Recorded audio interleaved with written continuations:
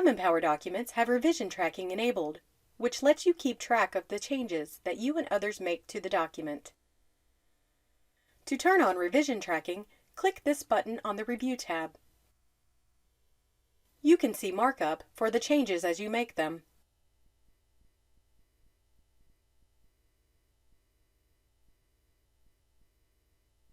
The level of detail in the markup is based on the revision view that you select.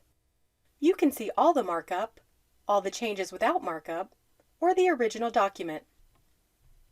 You can move between unaccepted changes by using these navigation buttons. Use these buttons to accept or reject the active change.